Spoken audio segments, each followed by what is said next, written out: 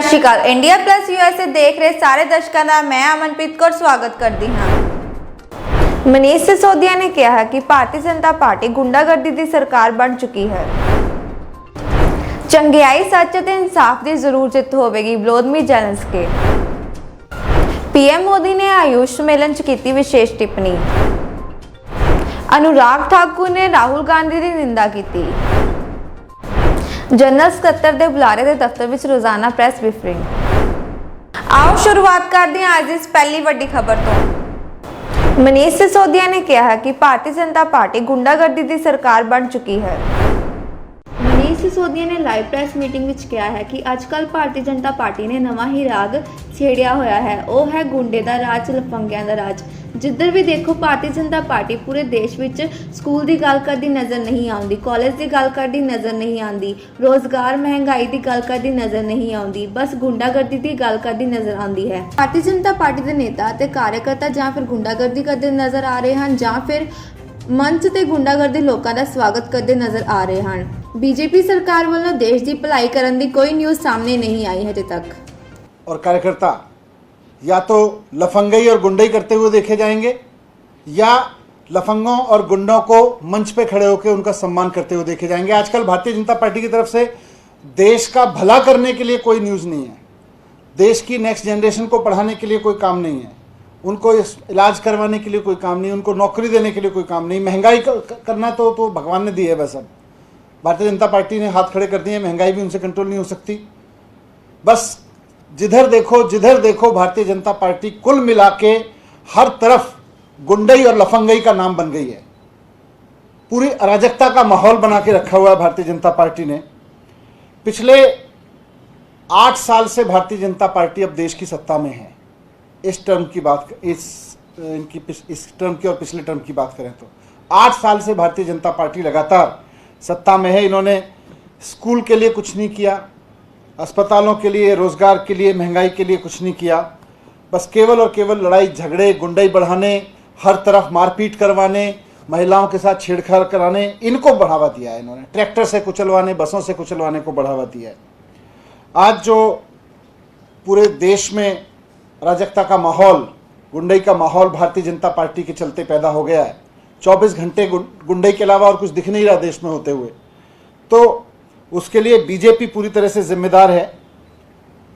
और ख़ास तौर से वो युवा जो देश को पढ़े लिखे लोगों का देश की पहचान दिलाना चाहता है, जो चाहता है कि हमारे देश में पढ़ाई लिखाई की बात हो, हमारा देश पढ़े लिखे लोगों का देश कहलाए, उसके खबरें आएँ तो पढ़े लिखे लोगों की खबरें आएँ कि पढ़े लिखे लोग यहाँ कर रहे हैं, ये कर रहे हैं, वो बहुत निराश है इससे। आज मैं ये कहना चाहता हूँ कि अगर देश में ये गुंडई, ये लफंगई बंद करनी है तो इसका सबसे सरल और सबसे बढ़िया तरीका है बीजेपी के हेडक्वार्टर पे बुलडोजर चला दो। भारतीय जनता पार्टी के हेडक्वार्टर पे बुलडोजर चला दो, लफंगों के हेडक्वार्टर पे बुलडोजर चल जाएगा अपने आप। जितना गुंडई हो रही है देश में, उसके हेडक्वार्टर पे अपने आप बुलडोजर चल जाएगा। और जब ये बात करते हैं तो आज मैं सुन रहा था रोहिंग्याओं की बात करते हैं भारतीय जनता पार्टी के नेता। मैं बहुत जिम्मेदारी के साथ भारतीय जनता पार्टी के लोगों के सामने 2 सवाल खड़े करना चाहता हूं। पहला तो यह कि पिछले 8 साल में भारतीय जनता पार्टी ने देश भर में सबसे ज्यादा बांग्लादेशियों और रोहिंग्याओं को क्यों बसाया। पिछले 8 साल में इन्होंने सबसे ज्यादा बांग्लादेशी और रोहिंग्याओं को पनाह दी है, देश में सबसे ज्यादा लोग बसाए हैं और अलग अलग जगह बसाया है पूरे देश में। भाजपा आज इसका हिसाब किताब दे कि उसने पिछले 8 साल में कितने बांग्लादेशियों को, रोहिंग्याओं को कहां कहां बसाया है, कितनी संख्या में बसाया है। अगर आपके पास में डेटा नहीं है तो डूब मरो। आपने बसाया है जगह जगह और वहां इनका प्लान ही है, पूरी स्क्रिप्ट रहती है। आज ये बता दें कि हमने, भारतीय जनता पार्टी ने पूरे देश में इतने इतने रोहिंग्या, बांग्लादेशी यहां बसाए हैं। आप देख लेना, आपको पता चल जाएगा कि फिर अगले दंगे कहां होने वाले हैं। रोहिंग्याओं को जाके बसाते हैं, फिर अपने लोगों के साथ और उनके साथ में एक स्क्रिप्ट रख के खुद ही बसाया सब लोगों को जाके, और फिर एक प्री स्क्रिप्टेड तरीके से जाके गुंडई करते हैं और बस पूरे देश का, फिर जो देश पढ़ाई लिखाई पे बात करना चाहता है, जो रोजगार पे बात करना चाहता है, जो महंगाई पे बात करना चाहता है, बस पूरे देश में फिर अफीम खोल देते हैं। बस अब केवल झगड़ों पे बात करो, अब लड़ाई झगड़े पे बात करो, अब लड़ाई झगड़े की बात करो, स्कूल अस्पताल भूल जाओ।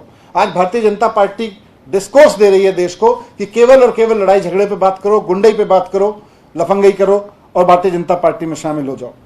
तो पहला सवाल तो यह कि कितने रोहिंग्या बांग्लादेशी कहां कहां बसाए, ये भारतीय जनता पार्टी हिसाब दे और हम बता देंगे। देखो वहां आपको ट्रैक समझ में आ जाएगा, जहां जहां इन्होंने बसाए वहीं वहीं जाके यही लोग खुद झगड़े कराते हैं वहां पे।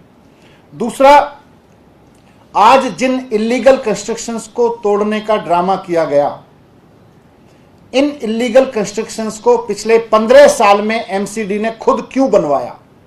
भारतीय जनता पार्टी जवाब दे इस बात का कि जिन इलीगल कंस्ट्रक्शंस को तोड़ने का आज ड्रामा किया गया, भारतीय जनता पार्टी के किस नेता ने कितने पैसे खा के उन इलीगल कंस्ट्रक्शंस को बनवाया, इसका जवाब दे। और साथ साथ इलीगल कंस्ट्रक्शन तो तोड़े ही तोड़े, लेकिन भारतीय जनता पार्टी के उन नेताओं के घर भी तोड़े जाएं जिन्होंने इनको प्रोटेक्शन दिया, जिनके कार्यकाल में, जिनके राज में ये इलीगल कंस्ट्रक्शन बने।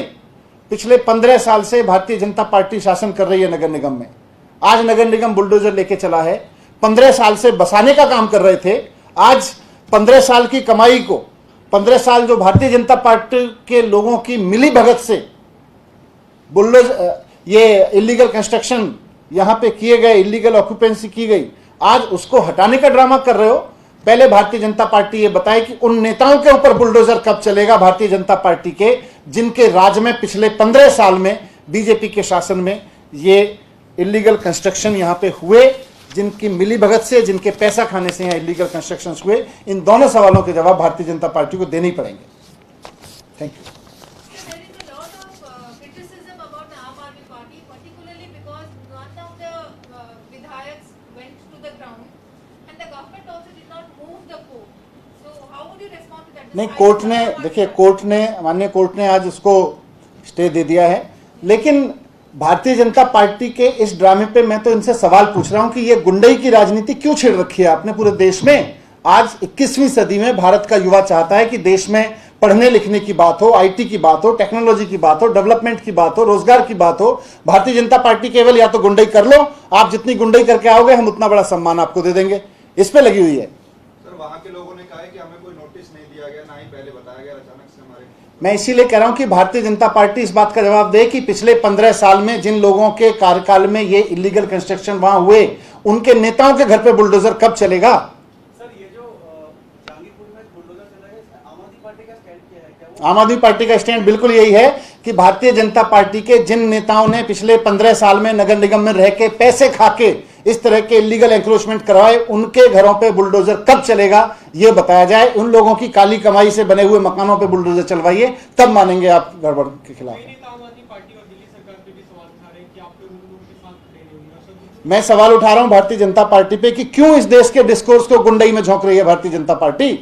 क्या इस देश को 21वीं सदी में एजुकेशन की बात नहीं करनी चाहिए, अस्पताल की बात नहीं करनी चाहिए? आज दुनिया आईटी की बात कर रही है और हम लफंगई और गुंडई की बात कर रहे हैं। ये देश को कहां लेके जा रही है भारतीय जनता पार्टी? ਚੰਗਿਆਈ ਸੱਚ ਅਤੇ ਇਨਸਾਫ ਦੀ ਜ਼ਰੂਰ ਜਿੱਤ ਹੋਵੇਗੀ, ਵਲੋਦੀਮੀਰ ਜ਼ੈਲੈਂਸਕੀ।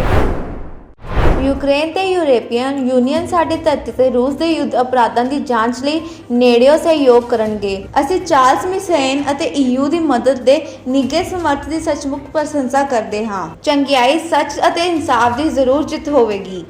Те, що у нас війна, на всі безпекові виклики. Сьогодні Шарль Мішель приїхав до нас і був перед зустрічю зі мною був в Бородянці. Ми обговорили упродовж 2 годин, обговорили з президентом важливі питання. Якщо дуже коротко, санкції, зброя, членство в Європейському Союзі і гроші. Те, що нам сьогодні дуже потрібно і точно дуже знадобиться після нашої перемоги щодо відновлення нашої держави. Ми розуміємо, Росія прагне знищити український народ, нашу державність.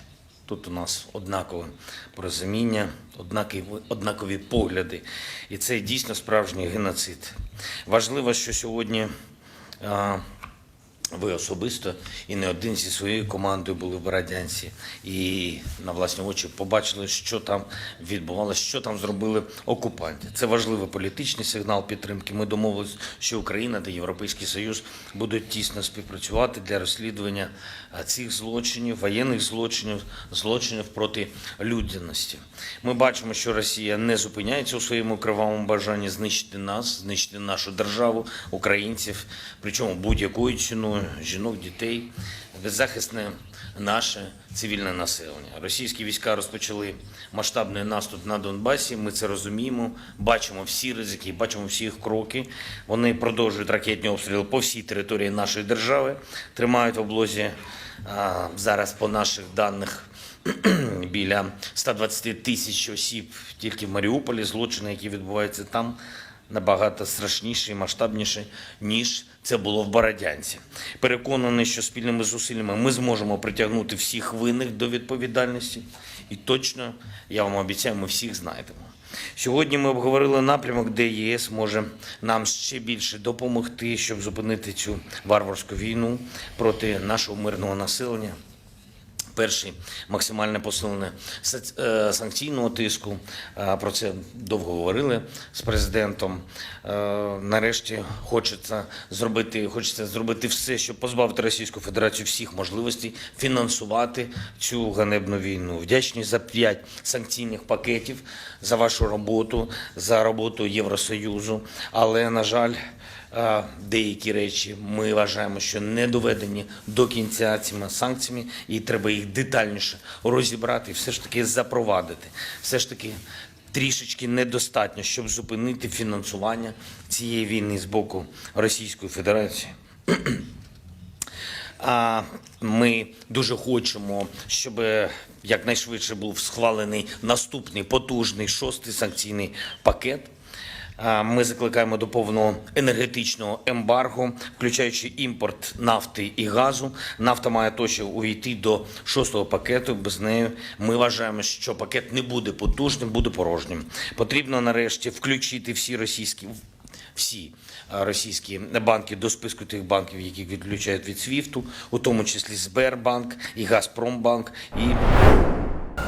ਪੀਐਮ ਮੋਦੀ ਨੇ ਆਯੂਸ਼ ਸੰਮੇਲਨ 'ਚ ਕੀਤੀ ਵਿਸ਼ੇਸ਼ ਟਿੱਪਣੀ। ਪ੍ਰਧਾਨ ਮੰਤਰੀ ਨਰਿੰਦਰ ਮੋਦੀ ਨੇ ਅੱਜ ਆਪਣੀ ਗੁਜਰਾਤ ਫੇਰੀ ਦੇ ਤੀਜਾ ਦਿਨ ਗਾਂਧੀਨਗਰ ਵਿੱਚ ਗਲੋਬਲ ਆਯੂਸ਼ ਨਿਵੇਸ਼ ਅਤੇ ਨਵੀਨਤਾ ਸੰਮੇਲਨ ਦਾ ਉਦਘਾਟਨ ਕੀਤਾ। ਆਪਣੇ ਸੰਬੋਧਨ ਵਿੱਚ ਪੀਐਮ ਮੋਦੀ ਨੇ ਕਿਹਾ ਕਿ ਆਯੂਸ਼ ਖੇਤਰ ਵਿੱਚ ਨਿਵੇਸ਼ ਅਤੇ ਨਵੀਨਤਾ ਦੀਆਂ ਸੰਭਾਵਨਾਵਾਂ ਅਸੀਮਿਤ ਹਨ। ਅਸੀਂ ਪਹਿਲਾਂ ਹੀ ਆਯੂਸ਼ ਦਵਾਈਆਂ, ਸਪਲੀਮੈਂਟ ਅਤੇ ਸ਼ਿੰਗਾਰ ਸਮੱਗਰੀ ਦੇ ਉਤਪਾਦਨਾਂ ਵਿੱਚ ਬੇਮਿਸਾਲ ਵਾਧਾ ਦੇਖ ਰਹੇ ਹਾਂ।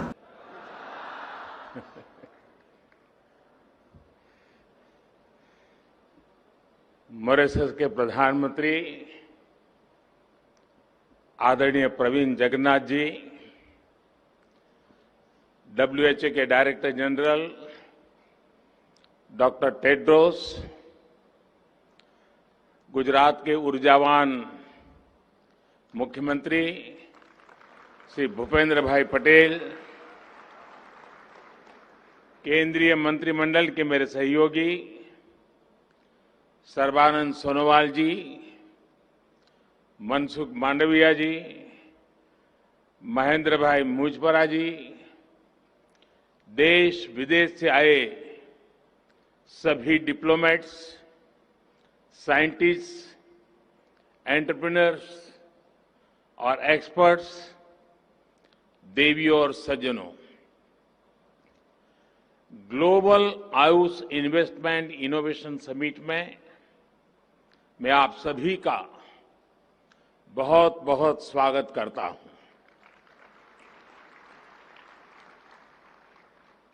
हमने अक्सर देखा है कि अलग अलग सेक्टर्स में निवेश के लिए इन्वेस्टमेंट समिट होती रही है और गुजरात ने तो विशेष रूप से एक बहुत ही व्यापक रूप में इस परंपरा को आगे बढ़ाया है। लेकिन ये पहली बार हो रहा है जब आयुष सेक्टर के लिए इस तरह की इन्वेस्टमेंट समिट हो रही है।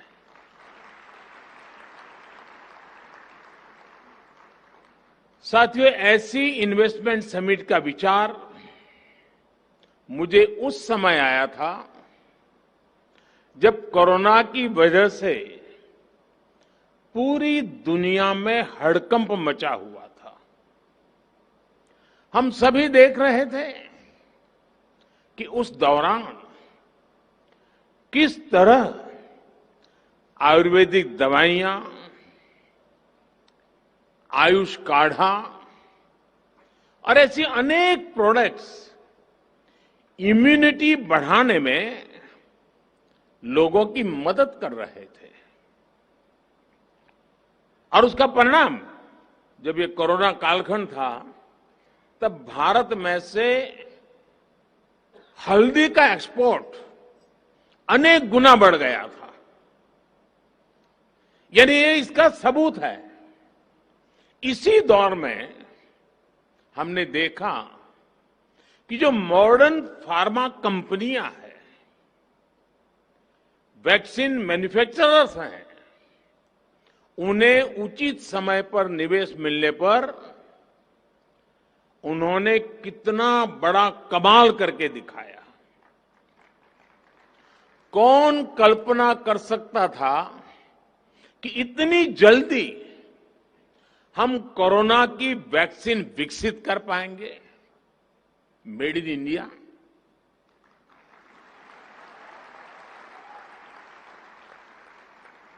इनोवेशन और इन्वेस्टमेंट किसी भी क्षेत्र का सामर्थ्य कई गुना बढ़ा देता है। अब समय आ गया है कि आयुष क्षेत्र में भी इन्वेस्टमेंट को ज्यादा से ज्यादा बढ़ाए जाए। आज का ये अवसर, ये समिट, इसकी एक शानदार शुरुआत है।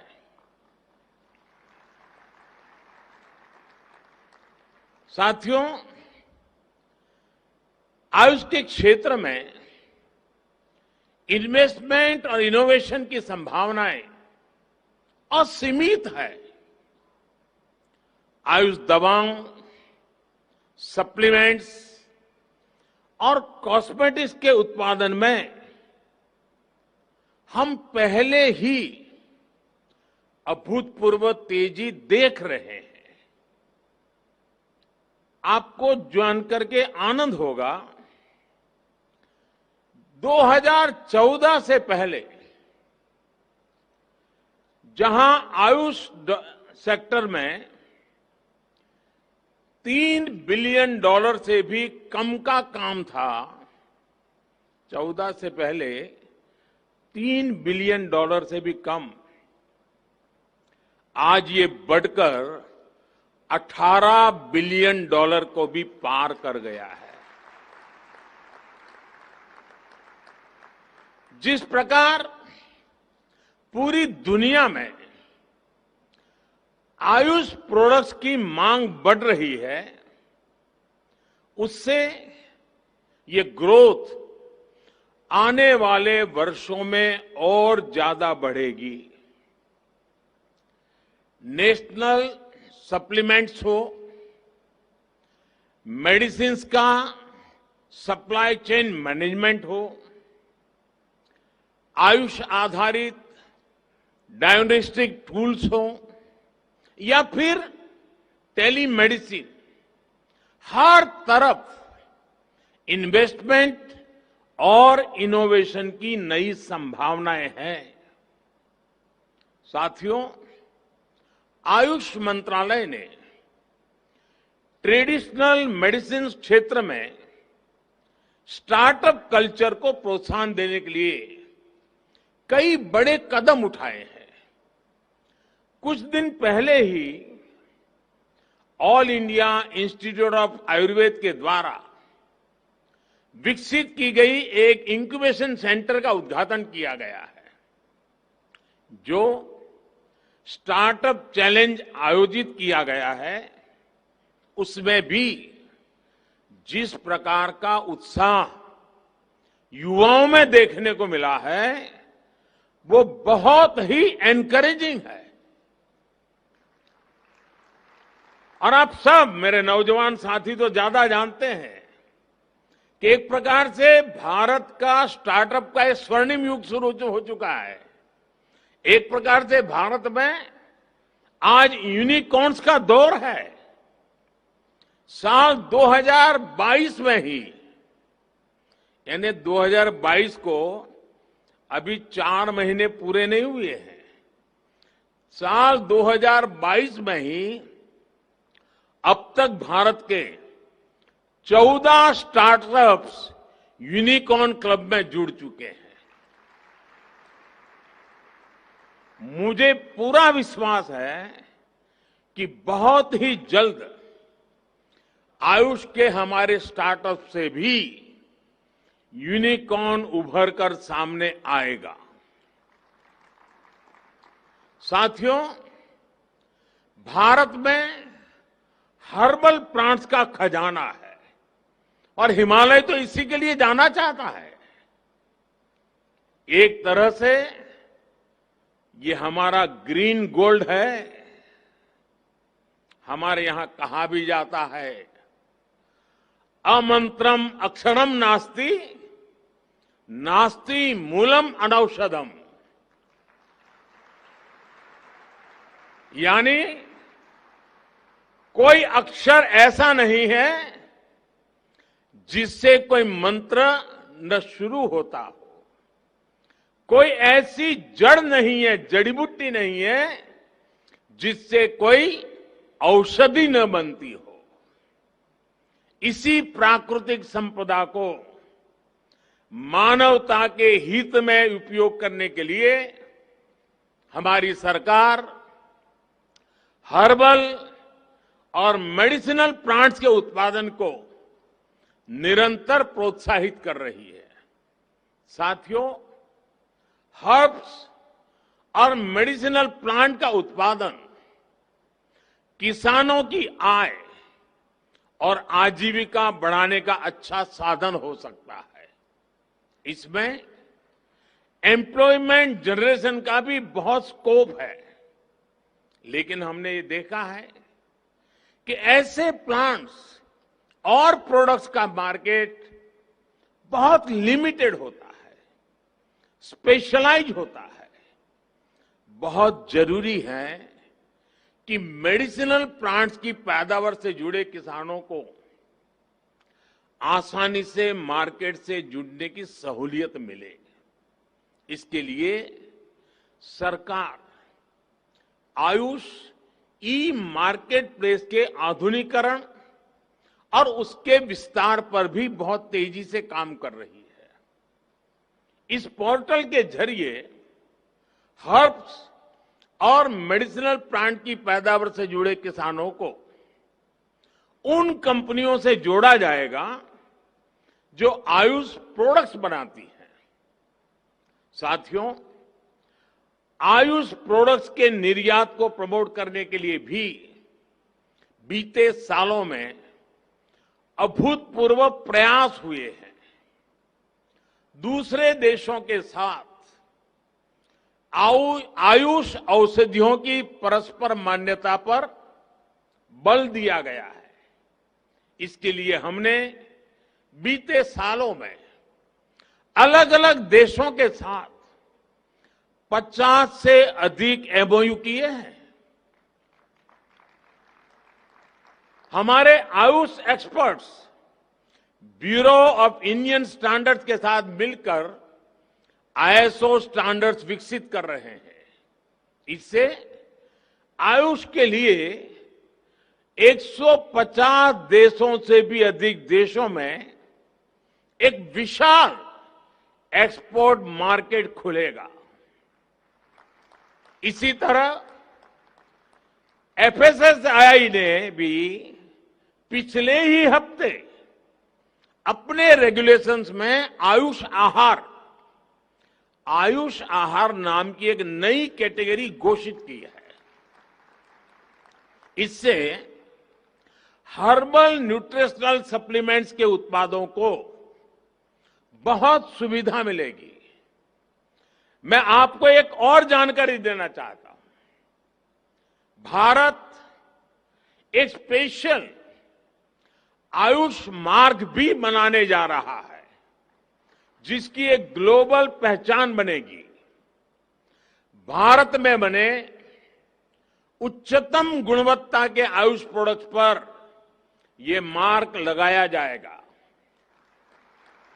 ये आयुष मार्क आधुनिक टेक्नोलॉजी के प्रावधानों से युक्त होगा।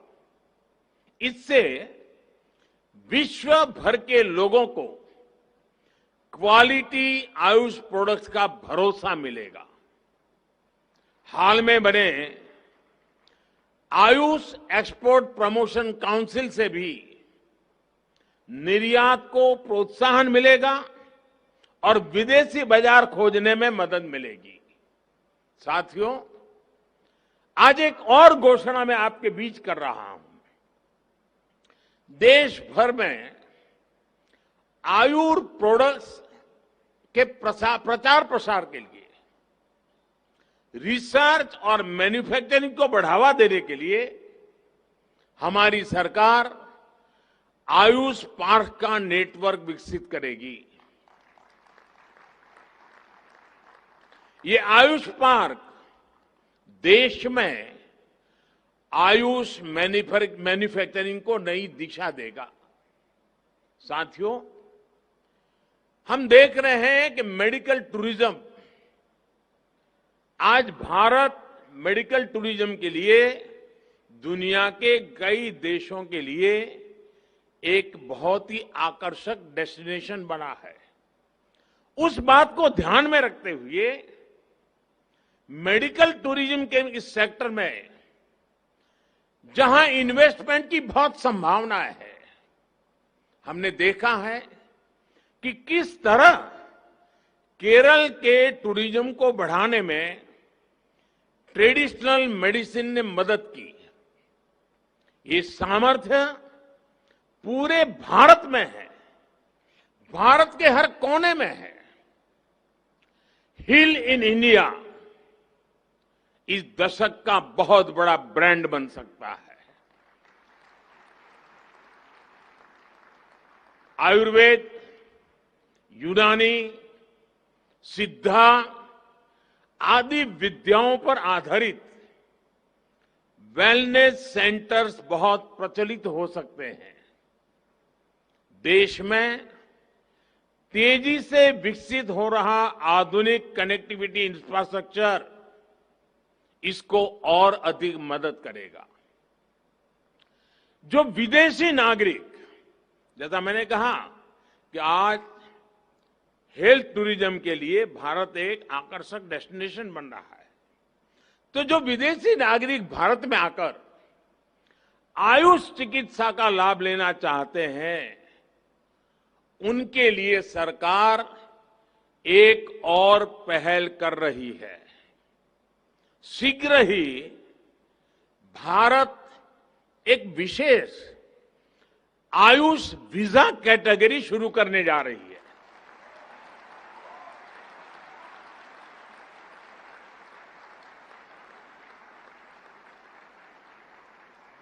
इससे लोगों को आयुष चिकित्सा के लिए भारत आने जाने में सहूलियत होगी।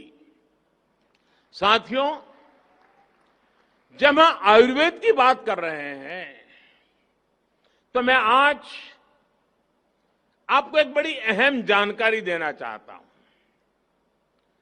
मैं अपने एक मित्र और केन्या के पूर्व राष्ट्रपति राइला ओडिंगो जी के और उनकी बेटी रोज मैरी का भी जिक्र करना चाहता हूं। Rosemary, are you here? Yes, she is there.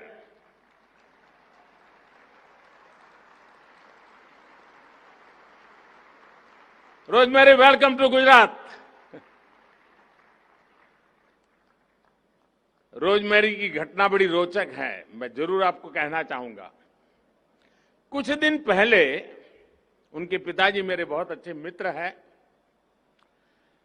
वो मुझे ओडिंगा जी दिल्ली मिलने आए थे।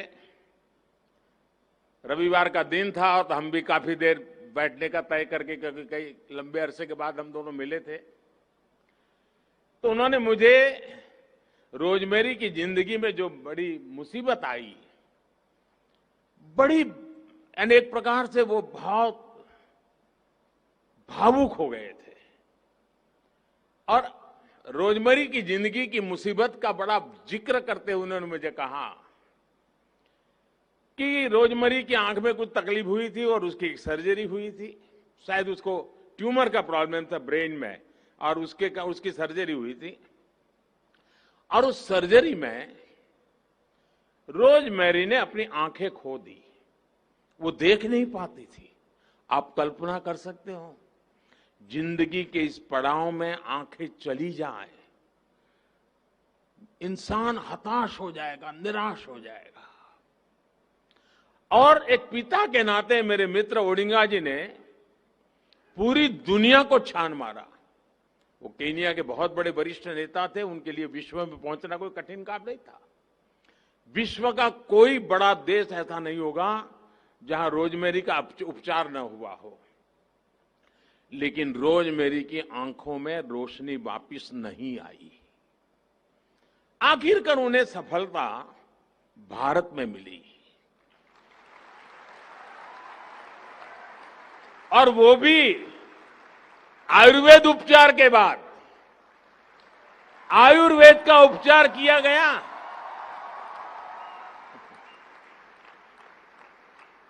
और रोजमेरी की रोशनी वापस आ गई। वो आज देख रही है, जब उसने पहली बार अपने बच्चों को फिर से देखा तो मुझे ओडिंगा जी बता रहे थे, वो पल उसकी जिंदगी की स्वर्णिम पल थी। मुझे खुशी है कि रोजमेरी भी आज इस समिट में हिस्सा ले रही है। उनकी बहन भी आई है, उसकी बहन तो ट्रेडिशनल मेडिसिन में ही अब तो पढ़ा रही है, और कल शायद वो अपने एक्सपीरियंस भी आपके साथ शेयर करने वाली है। साथियों, 21वीं सदी का भारत दुनिया को अपने अनुभवों, अपने ज्ञान, अपनी जानकारी साझा करते हुए आगे बढ़ना चाहता है। हमारी विरासत पूरी मानवता के लिए विरासत की तरह है। हम वसुधैव कुटुंबकम वाले लोग हैं। हम दुनिया का दर्द कम करने के लिए कृत संकल्प लोग हैं। सर्वे संतु निरामया, यही तो हमारा जीवन मंत्र है। हमारा आयुर्वेद हजारों वर्षों की परंपरा, हजारों वर्षों की तपस्या का प्रतीक है। और हम तो रामायण से जो सुनते आए हैं, लक्ष्मण जी बेहोश हो गए तो हनुमान जी हिमालय लौट आए और वहां से जड़ी बूटी लेके गए। आत्मनिर्भर भारत तब भी था।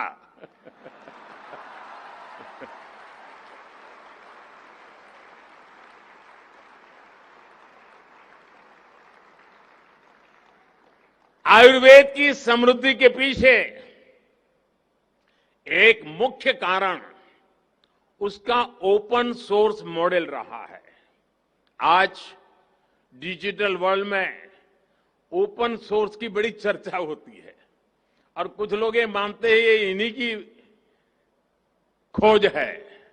उन्हें मालूम नहीं है इस मिट्टी में हजारों साल से इस ओपन सोर्स की परंपरा रही है और आयुर्वेद पूरी तरह उस ओपन सोर्स परंपरा से ही विकसित हुआ है।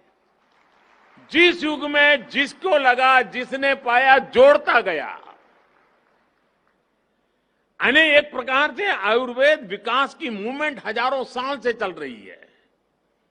नई नई चीजें जुड़ती गई हैं, बंधन नहीं है। नए विचारों को उसमें स्वागत होता है। समय के साथ अलग अलग विद्वानों के अनुभव, उनके अध्ययन ने आयुर्वेद को और मजबूत किया। आज के समय में भी हमें अपने पूर्वजों से सीख लेते हुए इसी इंटेलेक्चुअल ओपननेस की भावना से काम करना होगा। ट्रेडिशनल मेडिसिन से जुड़े ज्ञान का विकास और विस्तार तभी संभव है जब उनको साइंटिफिक स्पिरिट में देखेंगे, उन्हें देश काल परिस्थिति के अनुसार ढालेंगे।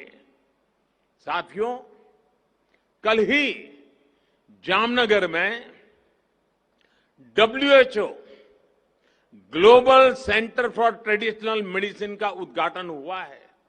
यानी गुजरात की धरती पर जामनगर में विश्व का ट्रेडिशनल मेडिसिन का केंद्र बनना, ये हर हिंदुस्तानी के लिए, हर गुजराती के लिए गर्व का विषय है।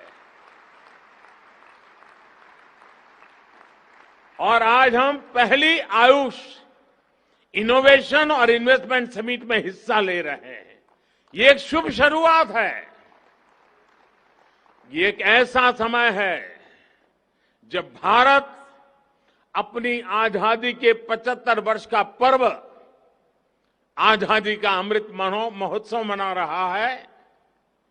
मुझे पूरा भरोसा है कि अगले 25 साल का हमारा अमृतकाल दुनिया के कोने कोने में ट्रेडिशनल मेडिसिन का स्वर्णिम काल होगा।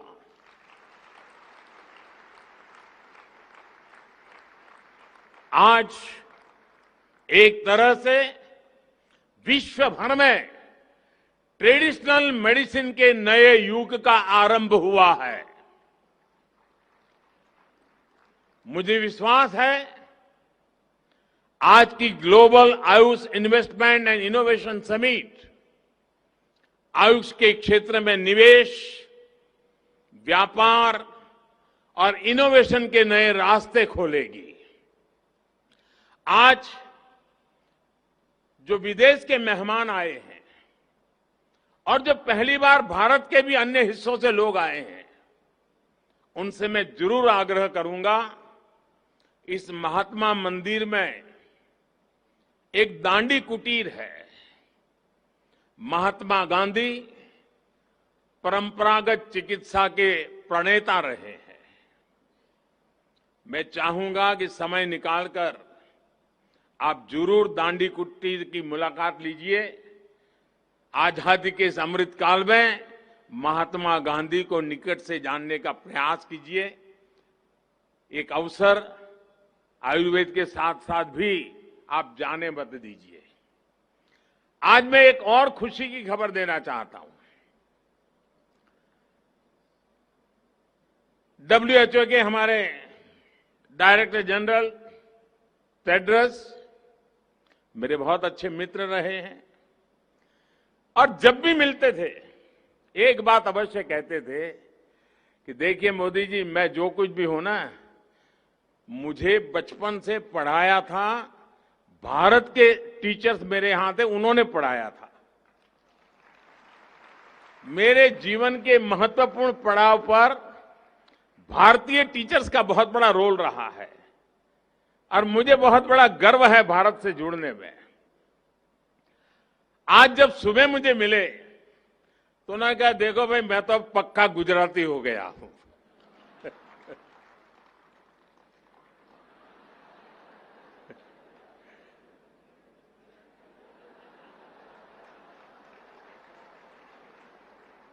तो उन्होंने मुझे कहा कि अब मेरा नाम गुजराती रख लो। अभी मंच पे मुझे याद करा रहे थे कि भाई मेरा नाम तय किया कि नहीं किया। तो मैं आज महात्मा गांधी की इस पवित्र भूमि पर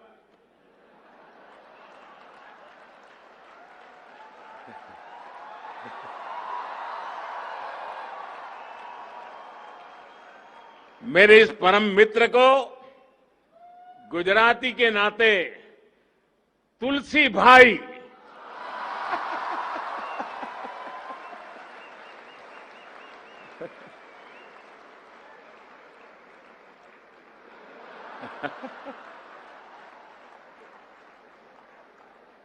तुलसी वो पौधा है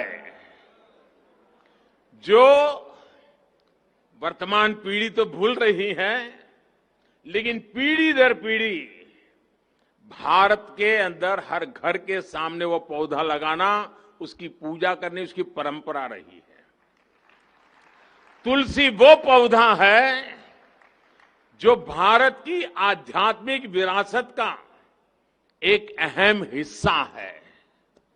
और इसलिए जब आयुर्वेद का समिट हो रहा है, और आपको जानकर के खुशी होगी कि दिवाली के बाद हमारे देश में उस तुलसी की शादी का बड़ा समारोह होता है।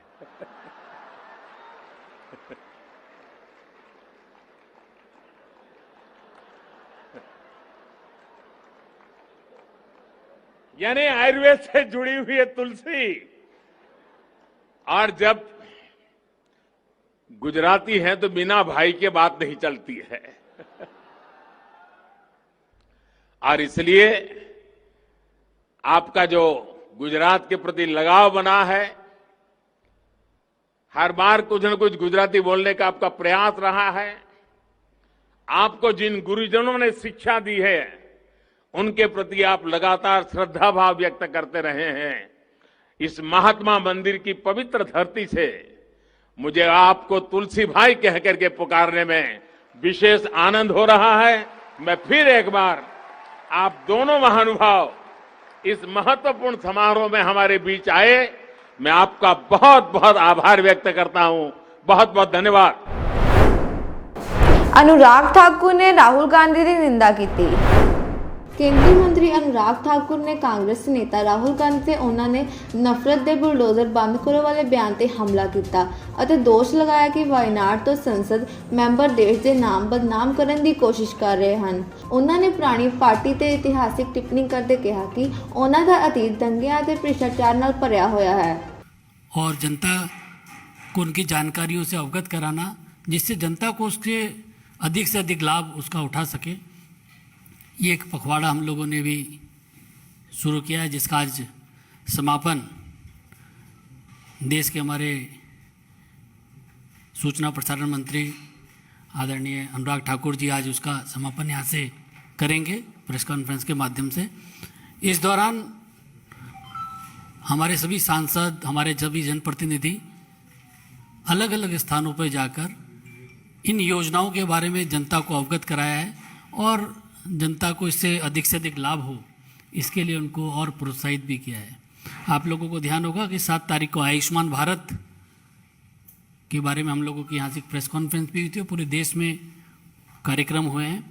8 अप्रैल को प्रधानमंत्री आवास योजना, 9 अप्रैल को हर घर नल से जल, 10 अप्रैल को माननीय प्रधानमंत्री जी का किसान सम्मान का दिवस हम लोगों ने किया है। 11 अप्रैल को ज्योतिबा फूले दिवस मनाया गया। 12 अप्रैल को फ्री कोविड वैक्सीनेशन के बारे में पूरे देश को अवगत कराया गया। 13 अप्रैल को गरीब कल्याण अन्न योजना का दिवस रखा गया। 14 अप्रैल को अंबेडकर जयंती, 15 अप्रैल को अनुसूचित जाति कल्याण दिवस, 16 तारीख को असंगठित श्रमिकों के लिए, 17 तारीख को वित्तीय समावेश गौरव दिवस, 18 को स्वच्छ भारत मिशन, 19 तारीख को पोषण अभियान और आज आज़ादी का अमृत महोत्सव का हम लोग पूरे देश में हमारे जनप्रतिनिधि, हमारे कार्यकर्ता जगह जगह पे जाके लोगों को अवगत कर रहे हैं।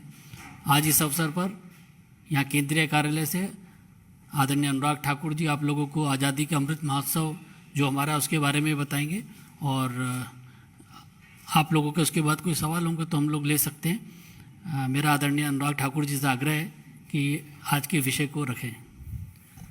धन्यवाद माननीय अनिल बलूनी जी, माननीय संजय जी। मुझे कुछ मित्रों ने बाहर कहा कि आज किसकी ज्वाइनिंग है। आज तो देश को जोड़कर अमृत महोत्सव पर जो माननीय मोदी जी के नेतृत्व में काम हो रहा है उसी को लेकर मैं आपके बीच में कुछ बातें कहने आया हूं। न्याय, समता, स्वतंत्रता पर आओ मिलकर एक नया पैगाम दें। अमृत महोत्सव की इस बेला पर नव भारत के नवनिर्माण को, आत्मनिर्भर भारत का स्वप्न साकार करें। आज़ादी का अमृत महोत्सव भारत सरकार आज़ादी के 75 साल, उसके लोगों, संस्कृति और उपलब्धियों के गौरवशाली इतिहास को मनाने की एक अनूठी पहल है। जैसा कि माननीय प्रधानमंत्री मोदी जी ने कहा कि आज़ादी का अमृत महोत्सव का अर्थ है स्वतंत्रता की ऊर्जा का अमृत, स्वतंत्रता संग्राम के योद्धाओं की प्रेरणा का अमृत, नए विचारों और प्रतिज्ञाओं का अमृत, आत्मनिर्भरता का अमृत। इसीलिए यह महोत्सव राष्ट्र जागरण का पर्व है, सुशासन के सपनों को साकार करने का त्यौहार और वैश्विक शांति और विकास का त्यौहार। मित्रों, यह महोत्सव भारत के उन महानुभावों को समर्पित है जिन्होंने न केवल भारत को अपनी विकासवादी यात्रा में लाने में महत्वपूर्ण भूमिका निभाई, बल्कि इतिहास के पन्नों में उन्हें जो स्थान नहीं मिला, उन्हें मिलना चाहिए था। इतिहास साक्षी है कि किसी राष्ट्र का गौरव तभी जागृत होता है, किसी राष्ट्र का गौरव तभी जागृत रहता है जब वो अपने स्वाभिमान और बलिदान की परंपराओं को अगली पीढ़ी को भी सिखाता है, संस्कारित करता है और उन्हें इसके लिए निरंतर प्रेरित करता है। किसी राष्ट्र का भविष्य तभी उज्जवल होता है जो अपने अतीत के अनुभवों को और विरासत के गर्व से पल पल जुड़ा रहता है। फिर भारत के पास तो गर्व करने के लिए अथाह भंडार है, समृद्ध इतिहास है, चैतन्य में संस्कृति विरासत है। इसलिए आज़ादी के 75 वर्ष का ये अवसर एक अमृत की तरह वर्तमान पीढ़ी को प्राप्त होगा।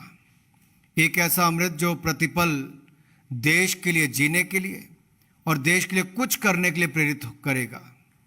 आज़ादी का अमृत महोत्सव अभियान आदरणीय प्रधानमंत्री मोदी जी ने 12 मार्च 2021 को साबरमती से इसकी शुरुआत की थी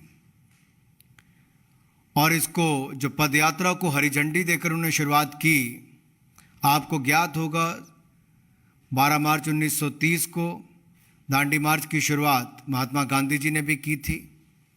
और कहीं ना कहीं इस साल जहां हम 15 अगस्त 2022 को 75 वर्ष आज़ादी के मनाएंगे, उससे ठीक 75 हफ्ते पहले इसकी शुरुआत की गई और ये 75 सप्ताह पहले शुरुआत की गई और अगले 15 अगस्त 2023 तक आज़ादी का अमृत महोत्सव कार्यक्रम चलेगा।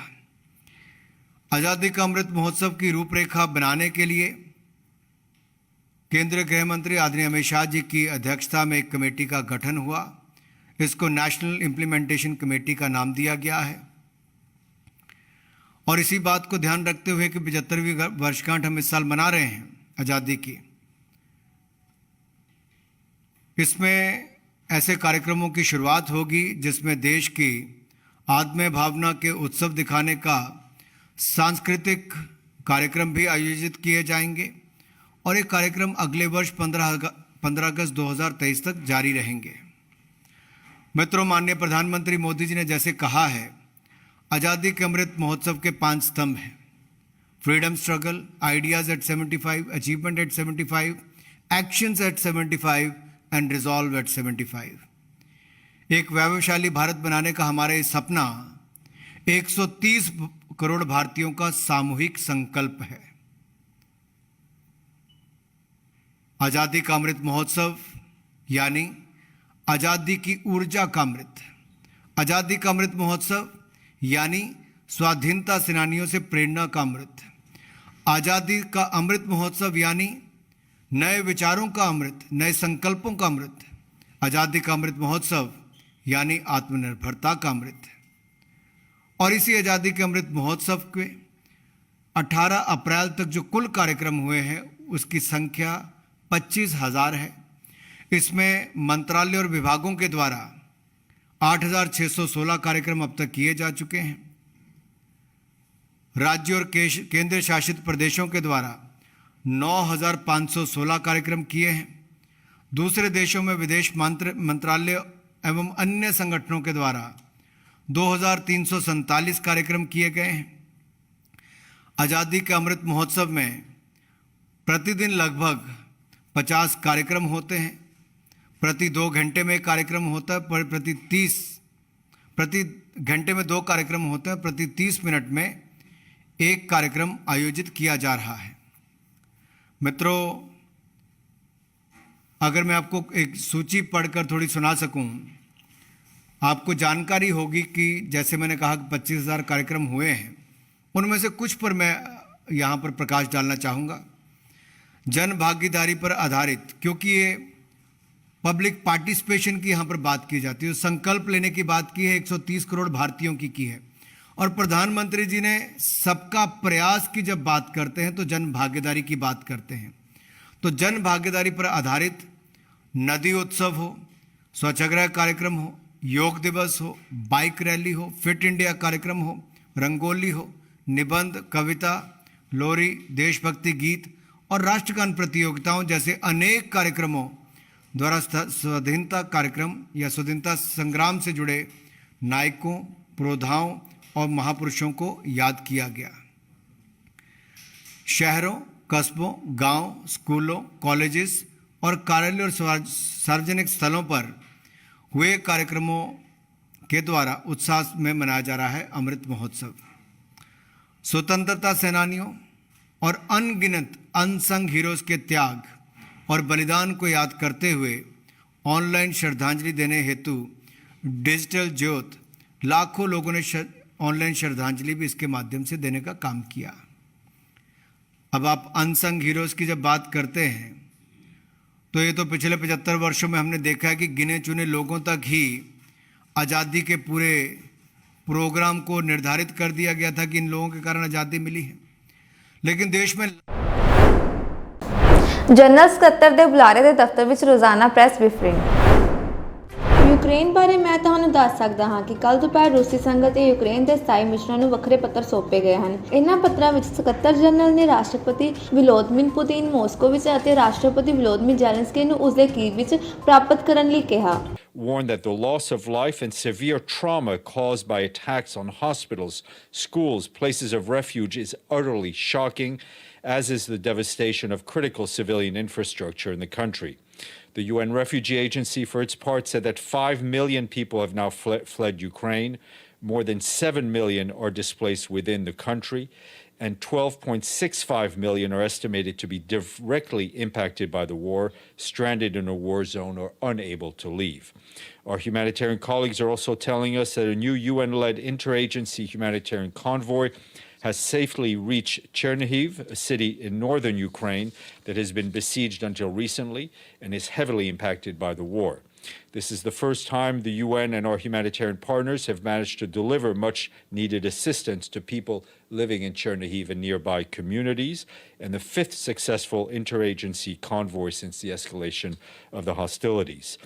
Today's convoy delivered 9 trucks of critical relief supplies for more than 13,800 people in Chernihiv that will be distributed by the Ukrainian Red Cross Society and their local partners. It includes food for 5,000 people, infant cereals for more than 1,600 children, plastic sheeting, jerry cans, blankets for 3,000 people, thermal blankets and solar lamps for about 2,500 people, and water supplies for more than 1,600 people.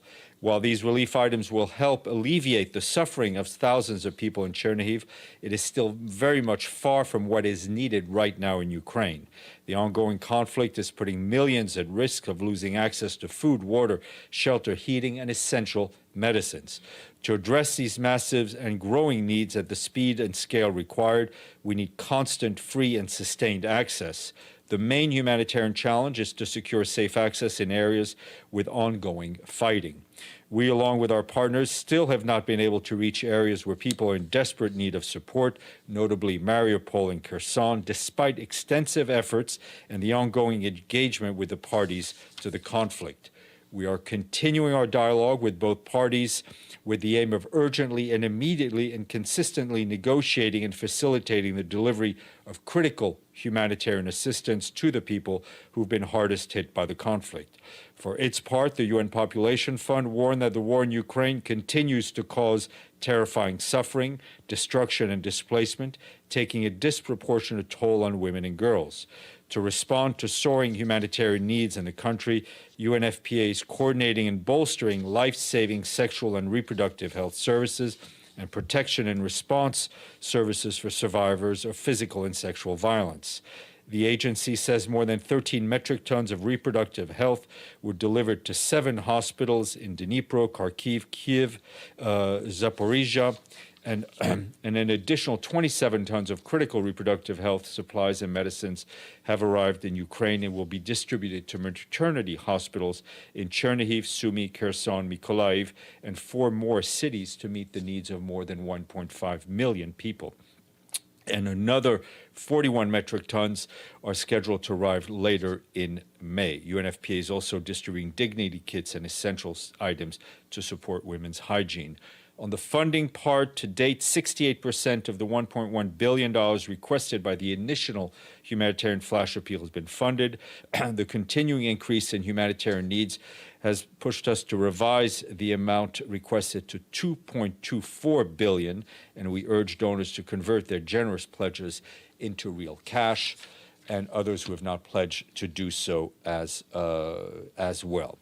As you know, the Security Council held a meeting on Ukraine yesterday afternoon. Briefing council members were the head of the International Organization for Migration, Antonio Vitorino, and he said that he saw firsthand the price that civilians are paying for the conflict, and he said he was also very much alarmed by reports of discrimination and xenophobia against third country nationals fleeing Ukraine. For her part, the Deputy High Commissioner for Refugees, Kelly Clemens, called on Security Council members to put aside their differences and find a way to end the war. Also want to flag that this morning the Security Council held close consultations on the UN mission for the referendum in Western Sahara, otherwise known as MINURSO. Staffan de Mistura, the personal envoy for Western Sahara, briefed, as well as Alexander Ivenko, the special representative of the Secretary General and head of MINURSO. They both briefed via VTC.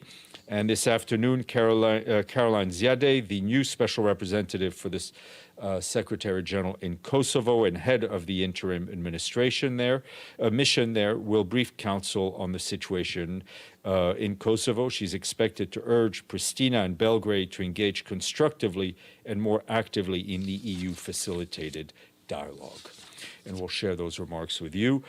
Our colleague Amina Mohammed, the Deputy Secretary General, left for Washington this morning to attend the 2022 spring meetings of the World Bank and the International Monetary Fund, as well as related events. She'll be back here tomorrow. As you will have seen, we issued a statement about an hour ago on Jerusalem, in which the Secretary General said he remains deeply concerned by the deteriorating situation in Jerusalem, particularly incidents in and around the holy sites.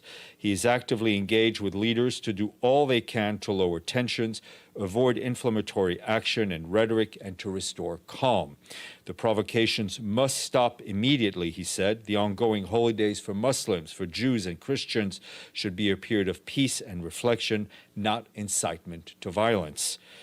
The Secretary General reiterates that the status quo at the holy sites in Jerusalem must be upheld and respected. He is committed to supporting Palestinians and Israelis to resolve the conflict on the basis of relevant UN resolutions, international law, and bilateral agreements. The Secretary General also reaffirmed the need to avoid the excessive use of force and to stop all unilateral measures like settlements and evictions that can undermine the two-state solution.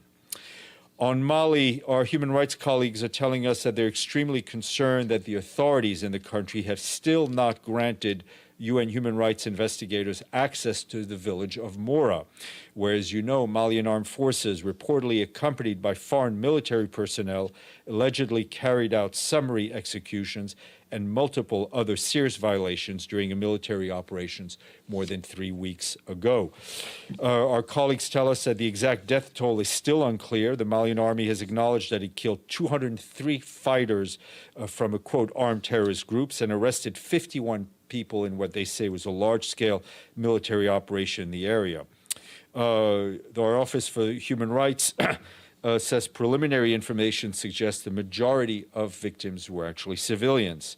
UN Human Rights Office notes that the Malian transitional authorities have opened an investigation of their own into the incidents, but they call on the transitional authorities to ensure that investigation is timely, thorough, independent, and impartial, stressing the need for them to provide prompt, safe, and unhindered access to the area to the UN mission's own investigators. The UN Human Rights Office adds that an independent, on-the-ground investigation is critical and that time is of the essence to ensure accountability and prompt and effective justice for the victims. In the Central African Republic, the humanitarian coordinator for the UN there, Denise Brown, today strongly condemned attacks on humanitarian organizations. In the latest attacks on the 7th and 9th of April, 6 aid workers and health district workers were injured, one seriously while on mission in the south of the country. These attacks forced one of the concerned organizations to suspend its mobile clinics and its activities to improve the access to clean water to 11,000 people in remote areas in the Basse-Kotto prefecture. Since the beginning of the year, 43 security incidents affecting humanitarian organizations were recorded in which 11 aid workers were injured. These security incidents hamper the delivery of humanitarian assistance, on which more than half of the population depends. Last year, at least one security incident per day affecting humanitarian workers was recorded. And a quick update from South Africa, where our UN colleagues are telling us that they are working closely with the national and local authorities to provide support to the regions impacted by last week's devastating floods. This includes resources and programs to meet the needs in the provinces of KwaZulu-Natal and Eastern Cape.